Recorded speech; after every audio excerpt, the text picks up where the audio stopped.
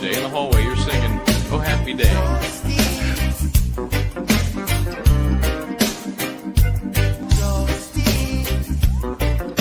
One word prayer.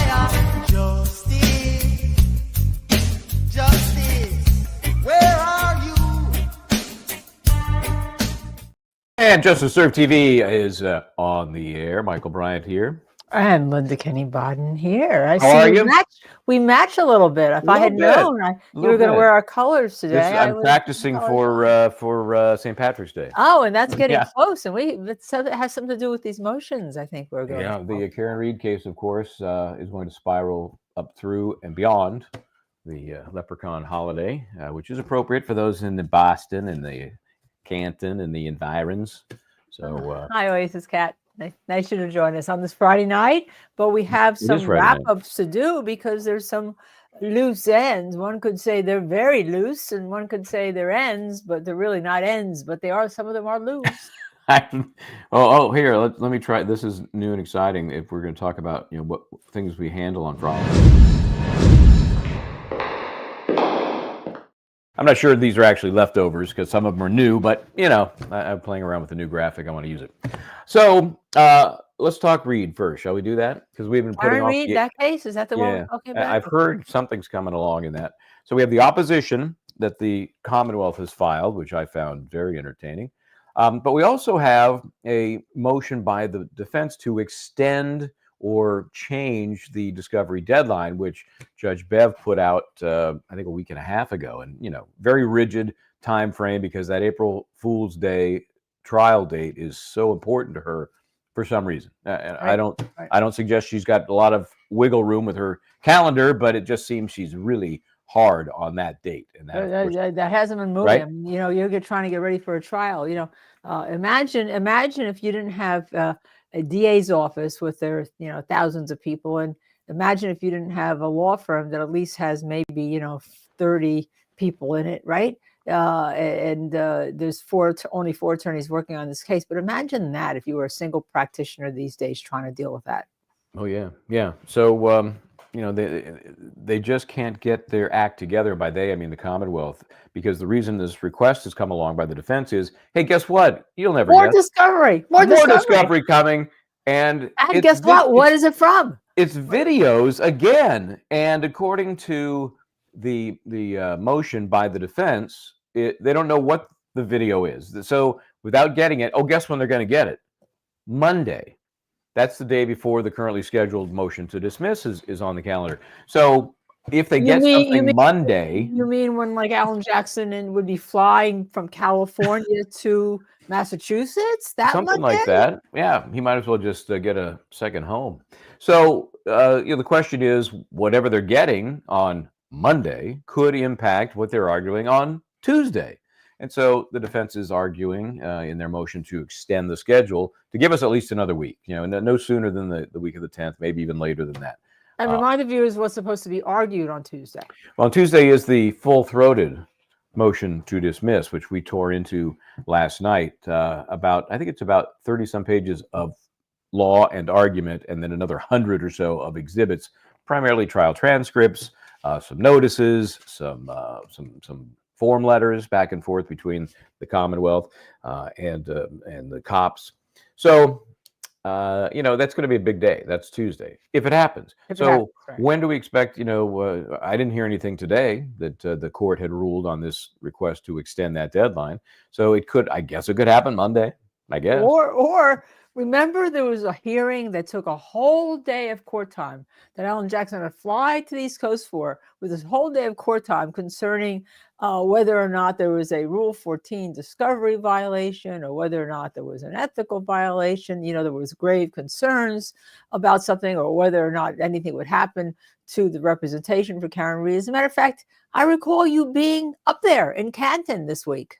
Yeah, I didn't have the same grave concerns, but and as I mentioned, and as people could tell by the parade after the hearing, everybody was taking what was happening seriously, even though if you dissect the specific issue that was being reviewed, right? Not maybe as serious as some of the Commonwealth's actions during the run-up to and the presentation of this case at trial number 1, and now this time between trial 1 and trial 2, which seems to be littered with a lot of evidence that maybe could have been provided earlier, right? So it had to do, of course, with the ARCA experts and whether or not they were hired by, retained by, in communications with the defense, even though that representation at trial number 1 had been, no, we didn't retain them. And there was a whole series of emails. Let's get retained. 2 days later, no, let's not, because the Fed said stand down. But again, after you heard the whole story, it seemed to me it was a lot of blustering and not a whole lot of substance. But the point is that we spent a day on it. There is no ruling. I always said it's best for her to take it under advisement and decide it later on, right? Sure. But because if you're going to have this April 1st date, you certainly can't, you start disrupting Karen Reed's defense team right now. You have a Sixth Amendment crisis going on here that, even the federal courts now wouldn't look kindly on. Kind of suggest, at least logic would say, she's not going to remove anybody from the case. And the witnesses would have lesser impact on it moving forward, because then it's just a question of, okay, are they going to appeal or take a writ up on the exclusion of those ARCA experts, if that's the way she went? Less impact than a Sixth Amendment right to counsel if she removed, Alan Jackson. Right.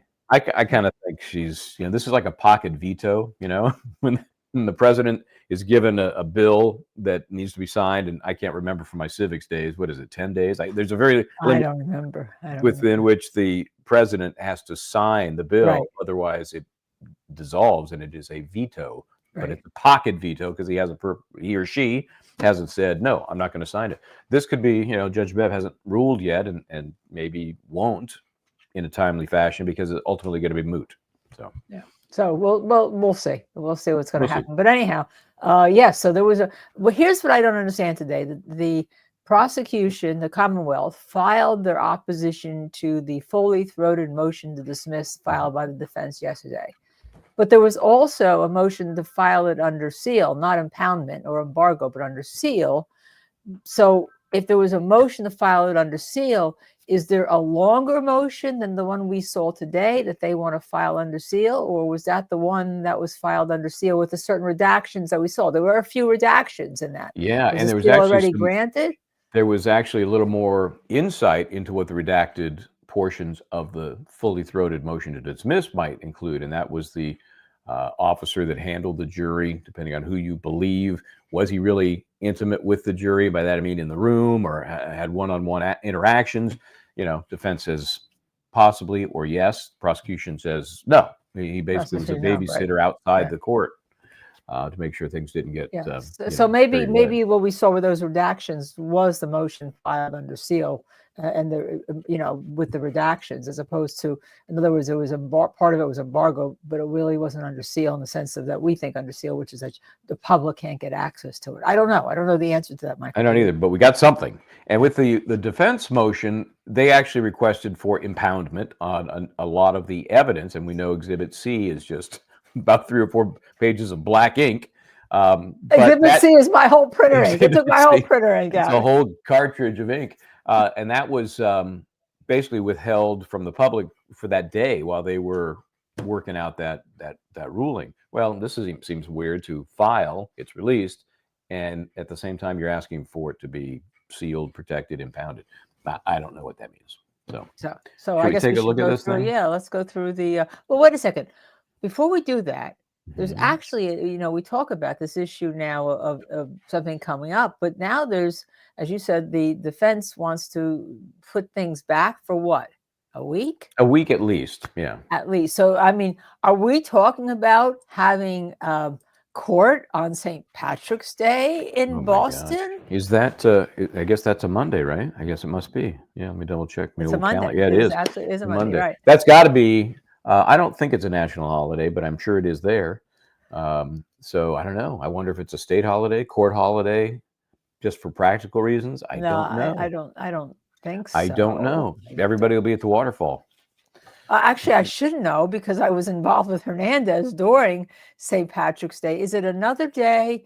Is it another holiday that runs along with St. Patrick's Day? 'Cause I was Oh, there for Hernandez. We didn't finish to April. You would think that I would remember this. I don't think there's. And now that I'm thinking about it, I'm wondering whether there's another state holiday that's on St. Patrick's Day. You could all look it up. I mean, Yeah, just check Google that this. out. I don't see it. And it very well maybe. I just don't remember. Okay, yeah, you go to CF McCarthy's as well. That Oh my sounds. gosh. That sounds Oh, more wait a second. Wait. more leprechaun-y. That would be perfect to have motions up there because then everybody who's there can make a road trip right down the street, so to speak, to the waterfall and to McCarthy's Bar. Yeah. The two places that you went when you were in Canton. Yeah, very close to one another, and about 4+ minute drive from 34 Fairview, which is the scene of perhaps a crime, or was it an accident? Dun dun dun. We just don't know yet. Or was it a Do we? cover-up? We Oh, don't know. yeah. You know, I hear people talking about the cover up, and they're tired of hearing about it. And you know, it's not a defense to me as much as it is just a requirement that the prosecution make their case. You know, make your case. You know, I don't care if you think there was a conspiracy, if you don't think there was a conspiracy, make your case. Prove that it was the defendant. That's all you got to do. That's it. Okay, It's so kind of like an ASAP Rocky, right? The prosecution didn't prove on a reasonable doubt that ASAP Rocky was holding a real gun. It doesn't matter what you think, what you believe, what you surmise. It's the prosecution's burden to always prove the case. yep, and Got that's it, yeah. that's why when people get upset that that those who are attacking really the Commonwealth, they say, "Who's going to believe that conspiracy theory?" I don't care. I'm not looking to believe it or disbelieve it. You know, if it helps this jury better scrutinize the prosecution, fine. But I'm not looking for anybody to convince me there was conspiracy. I don't care. You know. Okay. Wait a look at second, this weird- Michael. Oasis Cat says she loves going on Michael's road trips. Guess what? You're gonna have another one because if there's hearings, he's going up to Canton. Actually, you're in Dedham, right? Yeah, it is Dedham. That's where the court is. Yes. The court's in Dedham. But About we like 10 to say minutes Canton away. because then everyone knows where you are, Right, where in the right. world is justice, for Tuesday and Wednesday this week. So you can all come along with Michael's road Yep. trip again. Plenty of room. plenty of room. And hopefully, I have kind of selfish reasons because we've mapped it out. I hope it does go forward next week. Otherwise, we got to circle back and come up with Plan B. Okay, I don't know why. Plan B I'm could be a getting night this- off. Plan B. Yeah, Hello, boss. that's okay. I'm getting this little weird sidebar here on this document, and I have I no see idea that. why. I see that. I have no idea why. So we'll try to ignore that. Okay. So here's the Commonwealth blather, a little bit of law off the top.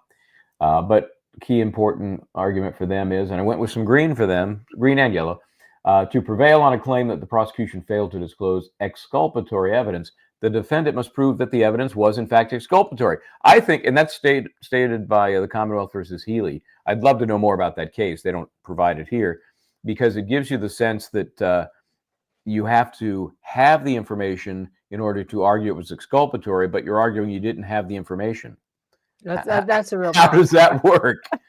If you don't have the information, how can you have the burden of proving it was exculpatory? Right. You think Right? it's exculpatory, or if they have it, they know if it's exculpatory, but right, exactly. Or that they think it is or isn't. We know that. We Right. know they like to step up and say, well, this is not exculpatory. Come on. Who are you Yeah. kidding here? Well, thank you. If you don't mind, I'd like to figure that out for myself. Okay, so this is where they begin bashing the defense motion. And this response, as I've gone through this whole thing, and I looked through it objectively, they made a couple of decent points here, but this is primarily what I call the nuh-uh opposition. They're basically just saying everything the defense alleges, nuh-uh, didn't happen. Either it didn't happen or it wasn't as serious as it needs to be for this ultimate remedy, which is dismissal with prejudice, right? And we're going to agree. You don't get those every day. It's not like a prize in a Cracker Jack box. You got to work hard to get one. That just doesn't happen. But unlike getting your law license, which could be a prize in a Cracker Jack box for many people. That's right. And it depends on the state, but I don't want to bash any particular states. Anyway, the defendant has also repeatedly represented in the media and postured at trial that her taillight was broken at 5 a.m., by striking the victim's parked vehicle in the driveway of the victim's home. We've talked about that video. We've seen it a bazillion times. The Commonwealth has provided, get ready for this, substantial evidence, including accident reconstruction video from their expert Judd Welcher, demonstrating otherwise. Beyond unsupported claims and vague innuendos, the defense struggles to establish how the condition of the defendant's broken taillight in the Canton Police Department Sally Port is in fact exculpatory, or, quote, the most critical and highly contested issue in this case, end quote. How did they just dismiss that importance of the condition of the taillight at the time the police take custody of the vehicle? All right, they did. How they did it? It's like, they did. So what? Yeah. So what? Okay, despite claims to the contrary, the defense never... Well, you could say, wait, you could say this, okay? Now that I'm thinking of this, just jumped into my mind. If it's the defense argument based on the two forensic pathologists or state medical examiners, I forget what they were called, who testified, plus the ARCA people, that a car never hit John O'Keefe in the first place, then what do you care what the condition of the taillight is, because you're saying the car never hit, therefore it's not exculpatory. That makes sense to you? So, well, it's almost like an alternative theory for the defense. Either there wasn't any contact, or any contact was not sufficient to disable John O'Keefe, leading to his death. I like the alternatives, but I think you go with there was never any contact. But if somebody wants to think there was, now prosecutor proved that it was the cause, in fact, of his ultimate death. We know he died from exposure, but if you were hit and as a result became unconscious or disabled, then the causal connection is there, and you would have some responsibility. But to me, Michael, that's Michael, the Oasis Cat asked who Judd Welcher was. I don't remember. It doesn't. It's not burned in my cerebral cortex. I mean, I take them at their word that he was testified for them and said, suggesting the accident reconstruction was not what the defense experts or the independent experts said. Okay, chat. Google time. Yeah, if times you guys, like this, keep Google. The name Google I looked Plus. at, I said Judd Welcher. It didn't ring a bell to me, and I moved past it at that point. So they continue. Despite claims to the contrary, the defense, and this is interesting, never filed a motion to preserve, or in its perpetually evolving theory of the case, nice little dig there, did the defendant specifically request prior to November 2024 surveillance video from Canton Police Department or Canton Police Station. And then they have this footnote, which I think is very interesting. Remember, in the motion, they referenced the February 2nd, 2022 request to preserve evidence, right? And they quoted here, request for, quote, all physical evidence, including anything present on or near the decedent at the time his body was discovered, anything found at the alleged crime scene. Well, I get that. That is very specific, right? Right. And they can clearly say, well, what's that got to do with the video back at the Sally Port? So, okay, I'll give you that. But then they go on to say the Canton Police Department is not the alleged crime scene. Okay, the Commonwealth could not reasonably have anticipated the defense's ever-evolving third-party culprit claims, which again are irrelevant, in my opinion, in terms of preservation of evidence. That, yeah, you're right, the prosecution doesn't have to preserve information to support a defendant's third-party claim. I get that. Nor to this day made the Canton Police Department video pertinent to their amorphous and fluid claims. Very poetic. So what they're doing is saying they didn't know in February 2nd, 2022, exactly what they needed this other stuff for. How are we supposed to figure it out? How are we supposed to understand what your theory of the case might be? That just totally ignores the just general proposition that you would retain any evidence collected at the scene, right? Right. Investigated back at the police headquarters, the Sally Port, the subject vehicle, the vehicle you say is the murder weapon, right? Right. How can you just dismiss that as like, well, why would we think that was important? But weren't there two motions filed to preserve evidence? The second one was, and they date them both in here, but they suggest that neither one was any more specific. But wasn't there a general claim to preserve any and all? Of course, yeah, right. of course. It's a generic claim. There you go. And so what they're saying is that's outside the scope of even a more general preservation request. That's what they're saying. Nevertheless, the trial prosecutor was not aware of the existence, and this starts to strain, I think, credibility here. Not aware of the existence of surveillance video in the Canton Police Department Sallyport until receiving the federal grand jury transcript of Massachusetts State Trooper Michael Proctor. Prior to the Proctor factor, the prosecutor had not been alerted to its existence by investigating officers. So here's what you're asked to believe. The officers are so stupid and so, I guess, unwilling to help the prosecution that they never thought to say, oh, by the way, we've got video of the vehicle that we impounded. You might want that. Are we supposed to believe that? Let's read this line again.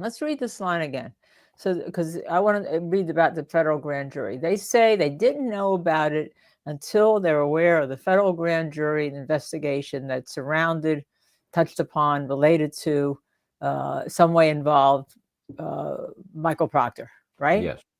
Why is it then that we do have some video, and we do have an inverted video, and we have video snippets that were found, and we have somebody taking the video and putting on a jump drive and putting it in the cloud or taking it home? Well, that clearly it existed, right? And they're saying that the investigating officers never told them, and only because they read that transcript in which Michael Proctor talked about it, did they even know about it. So is the prosecution saying, naughty police officers, we are clean of hands, the Commonwealth being the attorneys and the DA's office, because naughty police officers had it. They may have put it on a jump drive, they have done this, but they didn't tell us. Yes, and we, of course, are so busy and we got other stuff happening. We could never be expected to ask them, hey, any video, any photographic evidence when you impound a vehicle? What do you got? They say they did produce, I think it was 90 still photos of the car in the Sallyport. And they say, we gave you that.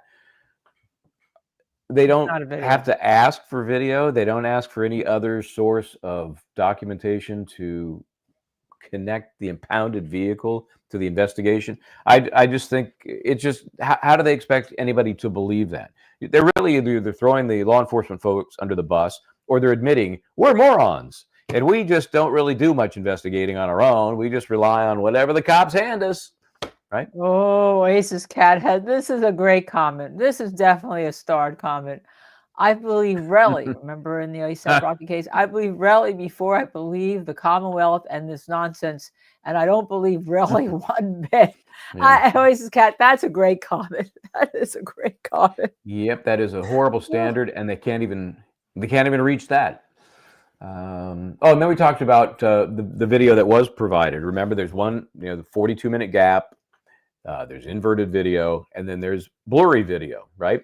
So notably, the quality of the video is poor in certain portions. However, that's the condition it was recorded in and the condition in which it was received by the prosecutor.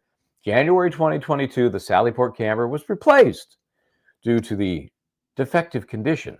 And then is that the first time we're hearing that? When I read that today, I don't remember that either. And the timing on it, of course, is very interesting, but I don't remember that either. And it doesn't have a date. Just says January 2022, it was replaced. Well, this incident was January 29th, and they took the car in within, I think, 24 hours of that. I think it was the following evening, right? So when was it replaced? Was it replaced the day before? Was it replaced? Obviously, if the video they're providing is blurry, and we also know that it has some inversion issues, it must have been January 31st. Not the 21st. Well, yeah. Well, again, if the incident happens on the 29th, right, and they're saying it was replaced in January, I don't understand where the gap is. Because I could understand it being replaced after, because you're saying, well, this is a pretty Well, the way shitty they've video. written it is vague. It says since January 2022, the Sallyport camera was replaced due to its defective condition. So they're basically saying everything. Oh, They don't okay. say when they They replaced don't it. say. All right, so they're not saying it's replaced before the incident. They're saying that No. since January of that date. So my it's question been was, replaced. When? was it the day after? Right, Was it got it. 2 days after? Was it Got it. to kind of give us an excuse for the crappy video that may or may That's not a pretty be that's a pretty manipulated? important question. Don't you think that the defense wants to know that too, or maybe they do know? I would think, and I would think they have experts that would be able to suggest, if they have the raw metadata, whether the blurry video was at some point not so blurry.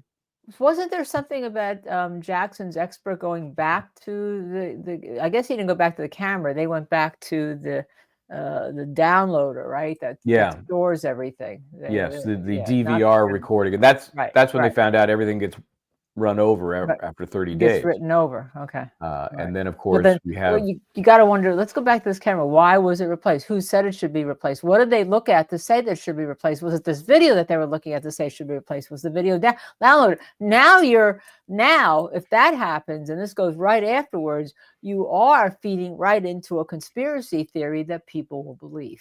Yeah. It's just all of these. It's like the Epstein situation we've talked about. How many of these things can be coincidences, right? How many things can be accidental? How many things can just be negligence? At a certain point, common sense says there's a plan here somewhere. It may be Keystone Cops-like, but there's a plan. I don't know where. For every person, it's probably a different place, right? It's three things. It's four things. It's seven things. Then there's another point here. We talked about the reasonable inquiry. Remember, the Commonwealth said we made reasonable inquiry. We've given you everything we can. Of course, it continues to be dripped out, including stuff coming Monday. They How say, do you try a case? How do you? I'm just thinking, as a criminal defense lawyer, so I tried my fair share of cases. How do you try a high-profile case where you have to do your opening, you have to get your experts, you have to plan your themes, you have to plan your crosses, you have to plan your directs, and you don't have everything, and it keeps it keeps changing. Yeah, I don't understand it. It looks so bad. It looks worse than even in Baldwin, where the extra bullets really had a very specific trail, right? They changed the case name and they squirreled them away. Purposely, intentionally. Yeah, purposely. Well, we don't know what's going on with these guys in their video, but it just seems how incompetent can you be to lose or discover piecemeal all of these different items? That's what the choice is. We're idiots or we're intentionally doing something. I don't see a middle ground. Okay, so we're talking about an email that comes from Lieutenant Brian Tully, and he sends this to the prosecution. I spoke with Chief Rafferty. She reviewed the video of the SUV arriving at CPD. They wrote this. There's a word missing here somewhere, or maybe this is the email quoted from Brian Tully. It's in a quote. I spoke with Chief Rafferty. She reviewed the video of the SUV arriving at CPD exists. I'm not sure what language you're talking. And we should have it. Wait a second. You sure I didn't write this?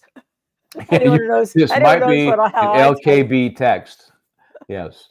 The video depicts the vehicle entering the Sallyport and crime scene tape being put up. She is putting it on a thumb drive for us in the event we don't have it. This was an April 17th email from Brian Tully, to the prosecution. It's still, even at that point, remember when this was? April 17th, that was basically the first day of trial. And they're still trying to figure out what they've got, where it is. It's unbelievable. Okay, let's see. Michael, let me just ask you this question. Mm-hmm. Do you think that somehow this kind of all got a little discombobulated because they may have learned, and I don't know if they did, of the federal investigation into the whole area that involved both Proctor and maybe then spilled over into the other case, Birchmore, if that was going on at the time, and I don't know. Do you think that maybe there was an alternative track that was going on here, and then things were kind of, they were a little nonplussed? Well, it gives the law enforcement and the prosecution the benefit of the doubt that maybe somebody had their hands in it and was saving it for their case and not as I don't know, not as proficient as they might have been in letting everybody know, hey, we've got tape A, B, and C. If you're looking for that, that's possible.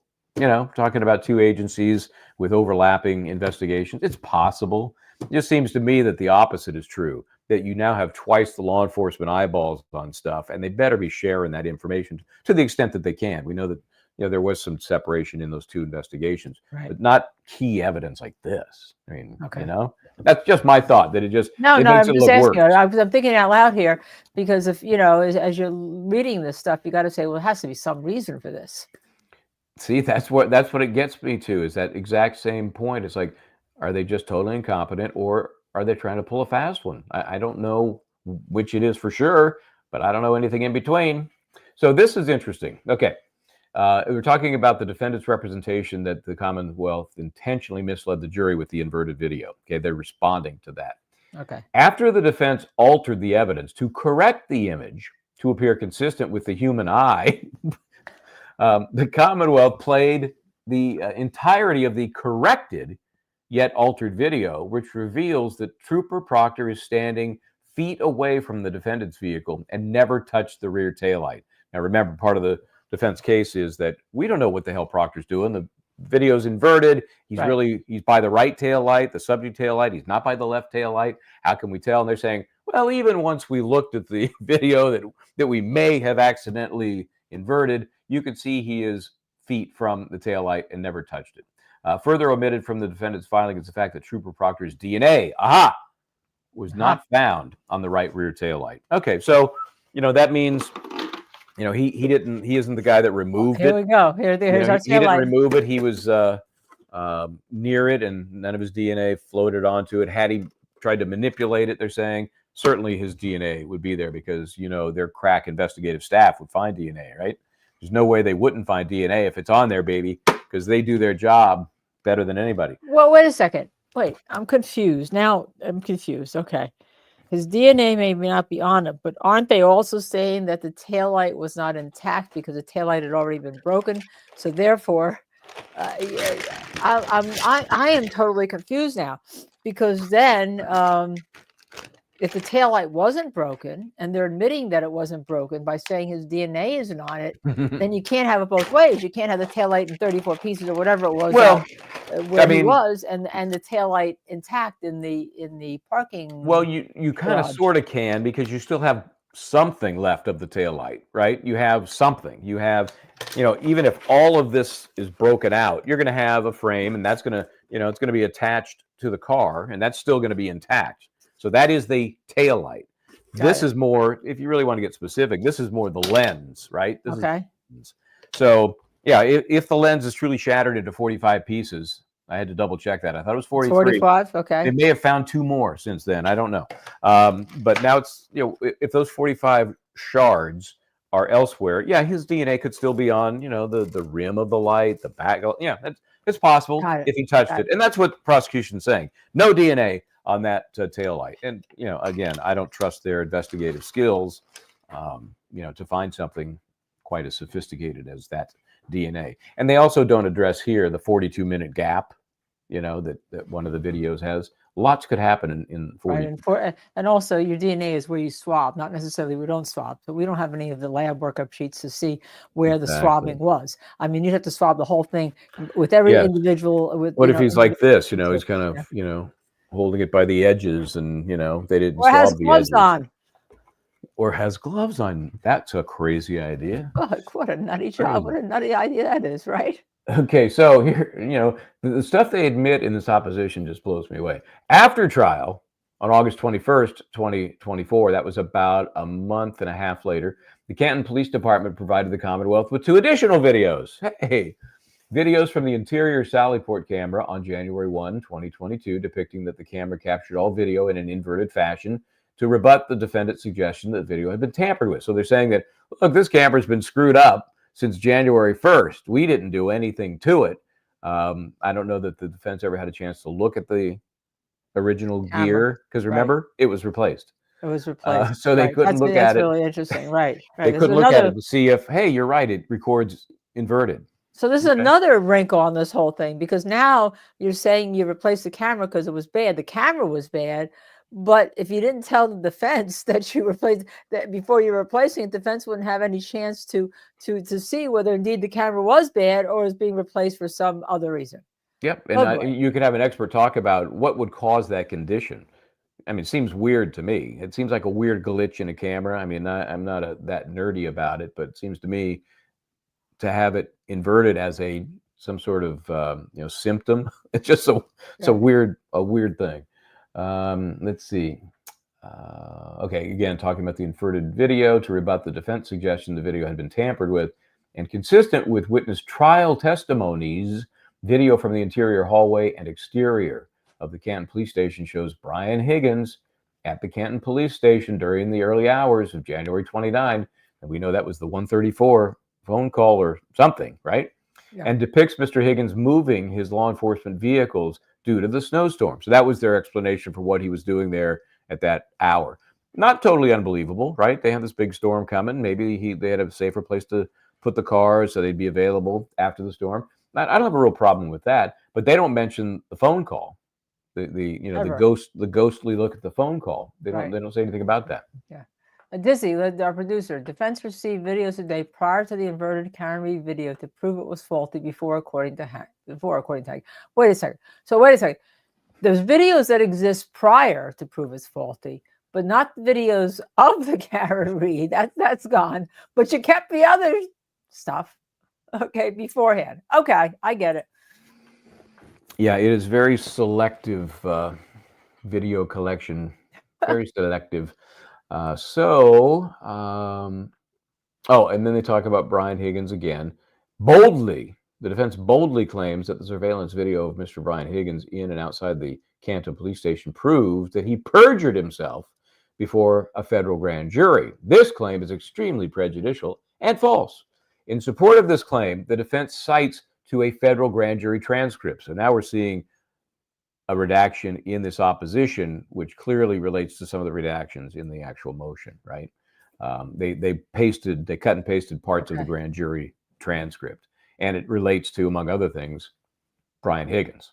And so maybe when we saw that there was to file the motion, the answer to the motion under seal, that's what it already had been granted, that they could file this redacted motion. Yeah. And that's so what you're probably right, right, which is exactly what happened with the defense motion. You know, it was kind of filed. I don't know if this was delayed because it wouldn't take that long for them to say yes, that's granted. Boom, it's filed. Because you have to, just so you all know, and people watching in practice, you have to file a motion to file something under seal or to have it embargoed or whatever. All right, and the court has to grant that before you actually file the motion, or you can file the when you do, and then you can file the motion, regular motion that's redacted, and then you can also file the motion that's not under seal, but it gets sealed so that the public doesn't get it. Yeah. We've seen before. Clerks that are kind of aggressive and they'll file stuff and it's supposed to be sealed and it's not. Well, didn't that happen in the next case we're going to talk about later? What case was that? I think it was in the Adelson case, I believe it was recently. Dizzy can remember. I think there was something that was supposed to be filed, maybe it was another one. Missy, I know that it was available for about a week. I know Missy will remember because she grabbed the transcript. Missy or Dizzy grabbed something on us, and we'll talk about it. But it gets confusing too because you have to file the motion. Then which one is redacted? That's why you put as redacted at the top. Redacted. Yeah, big. I mean, usually it's not handwritten, but something that gets somebody's attention. And then I didn't highlight this, but at the top of the next page, just after more redaction, further, the defense is unable to demonstrate any prejudice. Just throw that in there.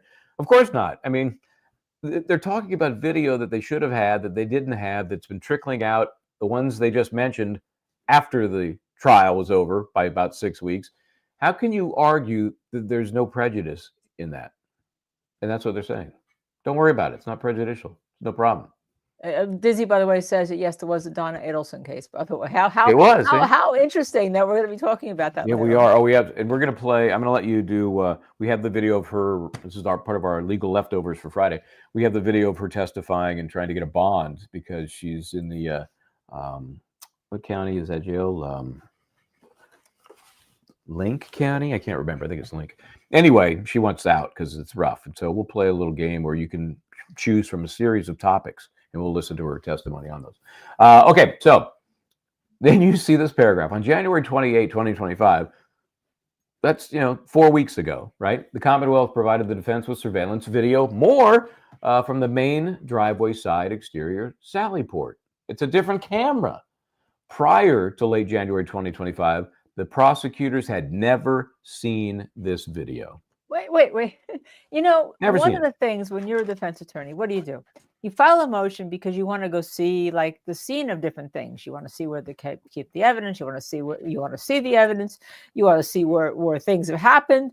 And you have to get a court approval and you do it.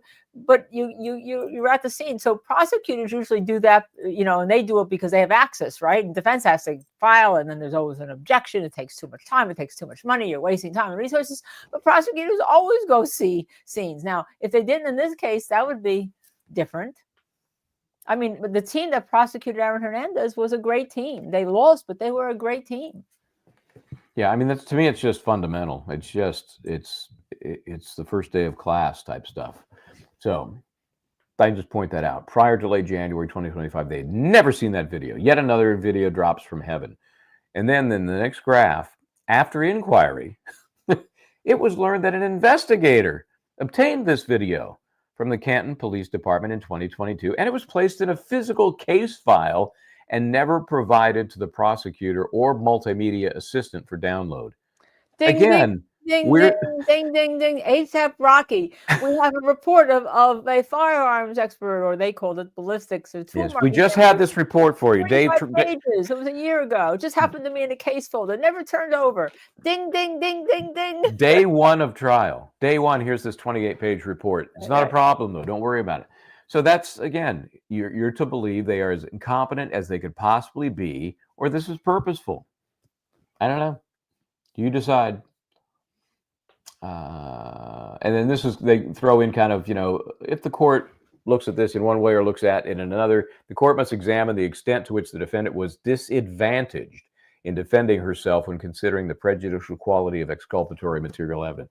I mean, to me, it's self-evident that you have all of these things trickling in that clearly help the defense tell a story. Yeah, but that's what when Neil said, when Neil Rockine was on the other night, that's when they give you the good old, oh, attaboy, Michael, you're a great trial attorney. Yeah, this is not prejudicial. And even if it is, now you have 3 weeks, you have a month to deal with it, and you can do a good job dealing with it. That's right. Yeah, we're sure of that. And that's why they go to, in this next highlighted portion, they state the law basically that there's a balancing test, and the court has to decide, weighing the culpability of Commonwealth and the materiality of the evidence and the potential prejudice to the defendant. So they're saying, maybe we weren't perfect, maybe we did something a little off here and there, but really, the scale tips in favor of moving forward without any sort of sanction because there's really been no prejudice to the defendant here. So, no harm, no foul. Let's just move along. We'll try to be better. We'll try to be better next time. And that's where they come up with this. No evidence of egregious misconduct, because in court cases, that for Massachusetts is the standard for this pretty, serious remedy, terminating sanctions, basically ending the case without prejudice or with prejudice. And you know what? Courts tend to go along. That's why it was such a surprise to people in Alec Baldwin when the judge said no. Brady is it's the basis for everything for fairness with a defendant. You don't do it, all right? It's a piece of evidence. You didn't hand it over. The case is gone because we have to support what is the most important bulwark that we have, the most important rock, the most important anchor for the criminal defendant to make sure the criminal defendant gets a fair trial. And that's why the New Mexico judge there toss the case. Yeah. And, it's unfortunate because there are cases, and Baldwin to me is one of them, where you never get to the merits. And, I'm not saying he would have gotten off. I'm not so sure he would have been convicted either, but certainly it would be nice to get to the merits, but you can't if you're rigging the game. You just can't. It's not right. And remember the other thing we talked about yesterday, and that was the Jen McCabe statement. Right. She went to drop off her friend Carrie, or if Carrie was going to pick up her kids, who was at Sergeant, I never get his name right. I always forget, Sergeant Lank. So the kids are staying at Sergeant Lank's, Carrie's kids. Jen McCabe's giving her a ride there. Okay, she had forgotten all about that, but as she started to remember it, she was certain she never had a conversation. She pulled into the driveway and never had a conversation. Okay, so I said, and she had finished testifying before that became known, right? Right. And I said, why didn't they make a motion to reopen or something, at least as to her testimony? And we batted that around. Well, here's the answer to that. Okay. And this really, to me, it's a bad mark against the defense. The court offered, and again, this is immediately after this information became known, Jen McCabe had already been excused by both sides. So you got to have a reason to bring her back. The court offered, do you need to call her again? Attorney Jackson responded, no, Your Honor, I'm not. That's not. And I think the court understands that's not my point. My point is not that I need to call Jennifer McCabe back. I've done the damage that needs to be done on Jennifer McCabe, and he did. The court, I'm sorry, I missed that. You've what? Jackson says, I've done the damage that needed to be done on Jennifer McCabe. I don't need to call her back. I agree with the prosecution entirely on this point. You said that yesterday. They had the opportunity. They didn't do it. Boo freaking who. Right. That's so that yesterday. And we call them like we see them. We call them for the prosecution, for the defense, and we see them. Yeah. And you see we're right out front with that yesterday. So then we have the final issue, which we talked about, was was there juror misconduct? Was there not? And this relates to his name is Fanning, right? Yeah, Lieutenant John Fanning. He was the guy that was, I guess, put in the role of babysitter. The question became, how much contact did he have with the jury members? Was he really, talking with them or just shepherding them around? What was the deal? And so they call it, the prosecution calls it defense's brazen misrepresentation, previously proffered in media interviews in direct violation of the impoundment order, which is kind of like a gag order, of the juror discussions and sidebars solely to mislead the public and jeopardize the integrity of the judicial proceedings. So what they said was, and they reference, I think there's a footnote here where they reference, here it is, Attorney Jackson states that Lieutenant Fanning was the, quote, very person governing the jury, end quote. He also stated, despite representations in this court filing, that he, quote, had no specific evidence of jury tampering, end quote. In their motion, their full-throated motion, Attorney Jackson is basically saying there was some tampering of some sort. In this interview, which was Boston 25, he specifically said, I have no specific evidence of jury tampering. Now, you could argue it's kind of waffle. He's not saying outright, I know for a fact there was no jury tampering. Later on in their motion to dismiss, he's suggesting there was jury tampering, and it relates to Lieutenant Fanning's taking care of the jury. Yeah, so we'll have to see how that plays. But let's answer this question. But before we answer this question, you have a lot of you chatting. Yesterday they were 150. Today they're at 50. Friday nights, we're interrupting. It's Friday night. What's wrong with you? But 55 of you now. It keeps going up. Please hit that like button. The only way we can get into the algorithm. Got that. The only way we can get into that algorithm, if you hit the subscribe, it doesn't cost anything to subscribe. The share the show, the notify, so you get that notification and they're all notifications, and the like button right now, because that puts us into the algorithm so that we can continue to keep doing what we're doing as an independent, someone who's independent. And as I say that, I will answer this question. Watching from Edmonton, Canada, please tell me how this case is allowed to proceed and why is local mainstream media not having grave concerns? Well, we kind of saw that in the ASAP Rocky case too, that initially the mainstream streamers, right? The streamers who are mainstream, right? The biggies, bar one, didn't really, understand that the importance of what the defense was doing. And we were out there right in front, indicating the importance of what the defense was doing. So we want to be able to continue that role. But we call it as we see it. If we think the prosecutors are right or somebody's guilty, Michael and I will call it, even though I've been a prosecutor and a defense attorney. So why isn't the mainstream media having great concerns? One of the reasons is a lot of times when you're up there and your media that is covering the police and the prosecutor's office every day, you kind of need those sources, right? You kind of get used to them. You trust them. It's like how cops trust cops and all. And so I think sometimes you have to take a step back. We can take a real good step back because Michael's in Connecticut and I'm in New York. So I think that's why. Yep. And, I've seen and talked with some of the press up there. I don't think anybody's all that one-sided. I think it's more about what the court expressed grave concerns about turns out maybe wasn't so grave, you know? I think the grave concerns arguably could be what the Commonwealth has been attempting. Yeah, now Touche, Yeah, touche. go ahead. Thank you, touche. Thank Theory. you so Brennan much. keeps slowly trickling into discovery, hoping to finally force a mistrial. He gets out of a garbage case, but saves face by blaming Lally. Well, he's certainly got a lot to work with if he's going to blame Lally. There's no doubt about that. But Lally has to sit at the table right next to Well, him. that I don't even understand that at all. Is that, I mean, you might as well put the guy in the corner with a dunce cap on his head, you know? And gets to say, and says nothing. And says nothing. Now I don't know if he's going to be anything in trial, but I mean, I almost feel bad for him just I do sitting there. too. I don't know Yeah. why he must have volunteered. I can't believe that they would force him to do that. He must have said, look, I take responsibility. Whatever you need me to do, I'm there. And he clearly has a bigger grasp on the whole case. I'm sure, Brennan's getting there. But Lally is he's been in the war, so he has some value. But you don't have to be sitting there to have that value. You could be back in your office, answering all the I'd be like, questions I'm you not needed. doing it. I'd be like, I'm not doing it. You're not going to embarrass me. I'm sorry. I agree. Yeah. Takes, I don't know if it's guts or stupidity to sit there and have to basically be bashed over the head daily with what you got wrong. Yeah, and remember, Brendan's not a prosecutor.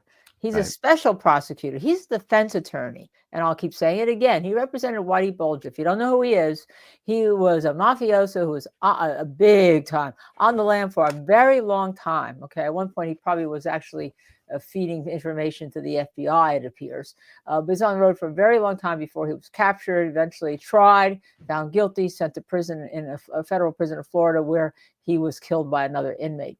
But Brennan he's not a starter. He's not he's not a rookie attorney. He just he did not get his degree out of a Cracker Jack box. So there's the conclusion. Defendant's motion should be denied. They can't show irremediable prejudice to a fair trial. So that's what's going on. We'll see if that's argued on Tuesday, or is it going to be argued at least a week later? And we know there will be a supplemental filing by the defense to support their full-throated motion. It may become even fuller-throated because they're going to file something supplemental depending on what they get Monday. So. Yeah. Now, can we talk about one other thing with this motion? This was a major motion that was filed by the defense. I think the prosecutor's motion, I don't think it was due the day after. Right? I don't remember the scheduling, but it was very clear that this got filed really quickly.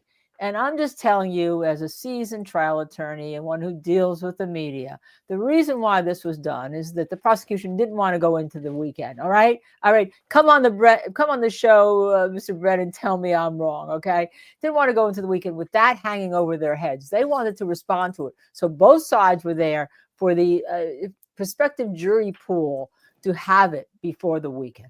Yeah, you're probably right. And then on the same day, they get the motion to move the date. And they learn, they being the defense, they learn there's going to be more production coming on Monday. All of this happening at the end of the week. Right. So, okay, well, obviously we will... You think your Friday is busy, those of us who are watching us on right. here. I'm sure that when you're Karen Reed and her defense team are saying, what the heck, Oh, my gosh. I'm not sure what they're going to do when this case is over up there in the Boston suburbs. It's just taken over so many people's lives and the time spent and the study and it's an amazing case. So. And remember, you do have somebody who's died, and we're not making light of that. And you do have two small children. We're not making light of this. This has affected John O'Keefe's family too. The question is, do they have the right person on trial? Do they have a person on trial who committed a crime? Or is there a lot of other stuff going on? So we're not in any way demeaning, belittling, or taking away from that. No, in fact, it's bad that's been lost in the shuffle. That John O'Keefe was this guy who, no matter what happened, he's gone at the hand of another person. It's a homicide that we can be sure of, but who committed the crime, if any, we don't know. Well, I'm not sure. I'm not sure that he could have not been drunk and fallen in the snow. Well, I'm not sure. And try to get he's up got and such falling weird down. bruising and stuff on his head, and I'm not blaming Chloe. Yeah, I just don't know. I mean, I haven't seen this stuff, and then at the trial, we weren't allowed to see what everyone else was seeing. So, just talking off the cuff. So I don't want to accuse anyone of committing a No, I'm. homicide Oh, you mean when I say okay. homicide, the Yeah, unlawful killing of one by another? Yeah, right. I'm going to go with that. I still think that's the most likely possibility. I Okay. don't think it's a total accident. How it happened though, that's a huge issue for the prosecution. Okay, so it's time now to play Donna Adelson. Let me ask you all, any other questions that you need answered right now on Read, because we're going to be doing it Monday night. We're going to be doing it Tuesday right now if things stay the same. We're going to be doing it Tuesday night. We're going to be doing it Wednesday during the day and Wednesday night. All right, so there's a lot of opportunity to put your questions together. But in the meantime, hit that like button before we get on to the next case, the one that I hear that you're all waiting to hear about. Yep, this one we had 1 foot out the door to go to Tallahassee to cover this until the attorney conflict issue came up, and that was we kept wondering, why is Donna Adelson? And of course, this is the case involving the death of Dan Markel. Let's go through some of the key players here. Sergio Garcia, triggerman, convicted. Catherine Magloire, first a hung jury in the same trial with Mr. Garcia, and then convicted in a second trial of the same charges that are now hanging over Donna Adelson, the same charges that Charlie Adelson was convicted of, the son of Donna Adelson, all because Wendy Adelson, allegedly, had an issue with Dan Markel and the custody of their kids. She wanted to move to South Florida. He's in the Tallahassee area. He was, until he was shot by the hitman. So now we have the Donna Adelson case moving to trial. We think it's going. She keeps the same attorney Charlie Adelson has. Is that a conflict? Not that you can't waive that, but they get literally to the day of jury selection. Nobody has a written waiver of the conflict. So they had to yank it off the calendar, and now we're here where we are. So she's been in the Leon County But by the way, jail. in New Jersey, you can't waive a conflict in a criminal case. You can in a civil case, but you can't waive it in a criminal case. Yeah, interesting. That's probably more realistic because, is somebody really going to be able to knowingly, voluntarily, intelligently waive what they aren't really understanding, how the conflict might come back to bite them in the ass. So that's probably a good rule. Not so much in Florida. So she's been in the Leon County jail or the Leon County Annex since they arrested her. She had 1 foot on the plane on the way to Vietnam, the non-extradition country that she says now that they were going to, she and her husband, they just wanted let the dust settle, just to clear their heads. It was not an attempt to flee. It was just, we just need some time to take this all in, right? Because the daughter, Wendy, who had testified in virtually every trial, has some level of immunity. We're not sure it's going to get her get out of jail free card entirely, but to some degree, she's still clean. So the family's dealing with all of that. That was why they wanted to go to Vietnam. So she's had issues in the jail. So here's I'm going to give you a list of options here. Okay. We don't have as much time as we might to cover this. Okay. She spoke for about an hour at this bond hearing. She's basically applying for bond, saying that being in jail is a hardship. Well, you know what else is a hardship? Being shot point blank in the head in your garage. That's a hardship. So she wants out, and she's using various incidents and maladies to get out. Would you like to hear about her sciatica? Would you like to hear about her hearing issue? Would you like to hear about her arm that got cut? Would you like to hear about her shortness of breath issue because she's gained so much weight? Would you like to hear about the shower incident? Would you like to hear about the bathroom sink incident and the extortion connected to it? Or would you like to hear that she can't get any sleep and therefore can't properly help her attorneys prepare? You missed one. Oh, well, which one? Which one? It's related to the gaining weight. It's the food. Oh, the food. They Yeah, because only it's all serve carbs. you carbohydrates, no proteins. I'm gonna pick for you. If you're not gonna pick, I'm gonna pick one for you. I picked that one. I picked the one. Oh, you picked that one, the food one? Yeah. Okay, let me get to that one. 27 minutes in. Okay, this is my rough. I'm sorry. Note taking here. I'm going to get to a couple others too that are. This is actually not as emotional as some of them, but yeah, it's it's noticeable. Let me see if I can get to it here for you. Hold on. Let me drink my sugar and carbohydrate. You gotta pop open a new one there. Yeah, I'm gonna pop up a new one. Where did You can I- see why I have long nails. Not for my typing, it's for my opening my Dunkin' Donuts. Okay, so again, I'll open it up and then I will scroll to the spot where you Examine requested. when you're ready to scroll for. Okay, so she did about an hour. This is roughly 27 minutes in for your first selection. As far as your medical conditions go, the last thing I want to talk about is something that I would give two different descriptions of, but I'm just asking the questions. You're the one providing the information to the court in your testimony. Okay. So this shortness of breath or heavy breathing that you're experiencing, how long has that been going on?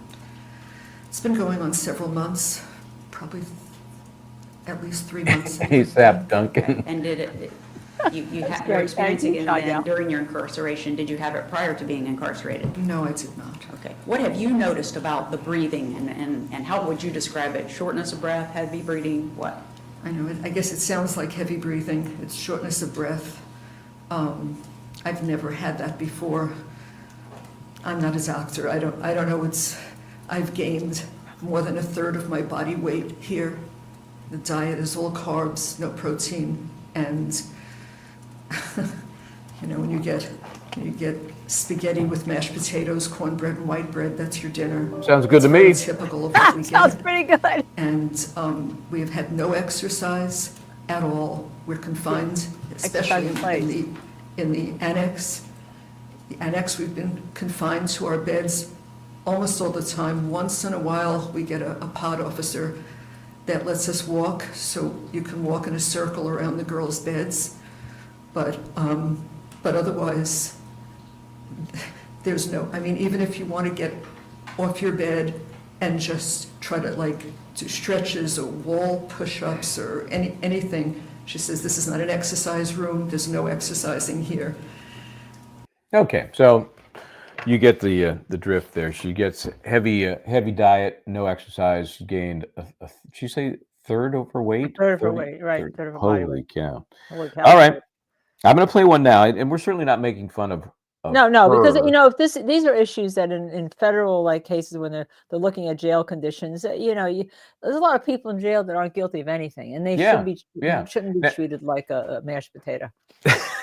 Yeah, and her case is somewhat different because we know so much about it from these other trials, right? So we can make a little fun of it. Yeah, so we can make fun of it when we probably shouldn't. We're making fun of the scenario, which is let me out of jail for this horrible crime for which I've been accused because jail's not fun. But this one I want to talk about, it gets beyond that, and it really is kind of scary, and it's almost like something you'd hear about or read about in some cop drama, right? This is the extortion that she says that she's been suffering, and it all began with an incident in the bathroom. So let me see if I cue that up here. No. Okay, all right. The next thing I want to talk about is what transpired in October of, thank you, October of 2024, where you had said previously you were attacked. What were you doing? Where were you at, first of all, when that took place? In October, so I was in the bathroom. It's 10:30 at night. I went in to brush my teeth. Okay. There are three sink stations in the bathroom. Each one has 4 sinks, and I was at the center station with my back to the door, and I'm a righty, so I was holding my toothbrush with my right hand, and I was balancing myself with my left hand on the sink. I was just brushing my teeth. That's all I was doing. And what happened? And someone came up behind me and pulled my left hand away from the sink and twisted my arm and jerked it behind my back, reaching up toward my neck. Okay. And Did it hurt? yeah, it hurt. Okay, what happened? It hurt. And I said, "What are you doing?" And she's, in the same breath that she did that with my arm, she said, "You're going to buy me commissary." I said, "I'm going to what?" And she said, unless you want those pretty white teeth knocked out of your mouth, you're going to buy me commissary. So I said, okay. And then she named a package that she wanted, and she's out. She was gone. She just that fast. Okay. How bad would you, on a scale of 1 to 10, how bad would you rate the pain at the time that she did that to you? Oh my God, it was a 10. Okay. I didn't know my arm could reach that far back. Okay. And what did you do after she did that to you? So, kind of stood there for a minute, and then I just thought, okay, I'm gonna go back to my bunk. And I went back to my bunk and I got under the covers and I cried. I just stayed under my covers. I didn't come out. Okay. During your entire time in the annex, did this particular inmate remain confined in that area with you? She was in the annex the whole time. Okay. And I know that you don't want to talk about who did this to you, because why? Why don't you want to disclose who it was? There's one thing I've learned since I'm there is you don't, and the word is snitch, you don't tell on anyone because you'll be sorry you did. And I've seen that. And so, I didn't even tell you for a while. I wasn't going to tell anybody. I didn't want to tell anybody. I didn't want, she's a big woman, and I was afraid of her. Okay. Approximately how tall would you say she is compared to you? She's over 6 feet, Okay. over 200 pounds. She's Okay. a very large woman. Okay.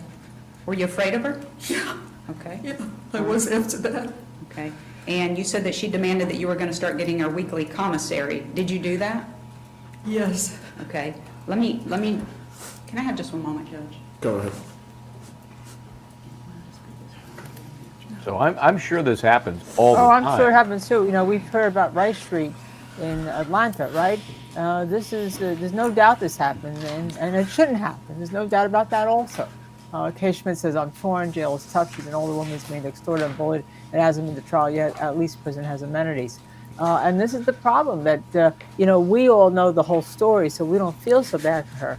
But there's a lot of people who are innocent, who are sometimes waiting for motor vehicle charges or can't make bail on something. And this happens, and a lot worse. And Your she's Honor, right in about order to move snitching. this along a little more promptly, I've requested of the state, and they have no objection. At this What- time, I'm going to offer. She goes into the detail about how she has and apparently still is providing these packages for this woman that threatened her, and she has about 5 or 6 other friends that are kind of in concert with her, because they offer her, the prosecution on cross offers her, well, what if you identify this person and we will remove her? You'll stay put. They have her in isolation now, right? And for her own protection. We'll put you back in Gen Pop then. And she said, don't do that, because there's these 5 or 6 other women that'll just pick up where this other woman left off. And so, it's a tough argument to make, especially when you're arrested in what looks like an attempt to flee the jurisdiction, right? Right. In a very bad case. So, and if she is guilty of having somebody assassinated, no one's going to feel sorry for her. But nobody in prison also should be extorted and being feared of being killed by another inmate, and that's a problem. It's a problem in prisons. Let's face it. Yep. And jail, so, not just prisons and jails. And I don't believe they have a trial date yet. I think it's in June, but I'm not sure there's a hard date yet. I believe it's in June. Missy, you can check me on that. Everybody else, check me on that if you have more specific info. I think it's going to be in June, which is a lovely time to be in Tallahassee. So I'm so glad that one of us gets to go on the road and the other of us gets to go shopping and kind of look good. So keep that in mind if you want a mug, because I have a feeling there may be an opportunity coming up there. All right, that's okay. Just kidding. Michel Bryant is he's a great on the ground reporter. I wouldn't do as well for you, the viewers, as he does, because he's just fabulous. I mean, as you heard him with the case, Karen Reed case, and he went after Alan Jackson, he went after Alessi to get comments at a time that no one else did. And so, the previous week, he got comments that there were good comments for me, actually. And then when he followed them and asked them, but that's the kind of reporter is. He takes no side. He just tries to get all. We're trying to tell the story here. That's all we're trying to do. And Yes, then agree. obviously we have opinions, but they're based on the information we get. Yes. We're not getting paid by anybody, so we're Yeah. not exactly taking sides here. Yeah, so you're holding the stream while Michael does this thing with reporting his boots on the ground. Yes, and trying to deal with my cases and all that. But somebody has to, as all of you know who've been involved in running a podcast, and how much work it takes, and how lucky we are that we had Dizzy and Missy and all of you moderators who help grow this channel, because it's one person can't do it, two people can't do it. If we want to grow and bring you the everything and be on the road here. And we thought we made a conscious decision to do that, to be honest, because I think it helps distinguish us from others, even when it's a case that's on TV and you can watch it. It's just, to me, you get certain things from being there that you can't get from just watching it. So we hope to continue to do that. We hope. We hope, but to do that, you have to like tonight, share. We've been told we have to do this. We're supposed to do this all the time.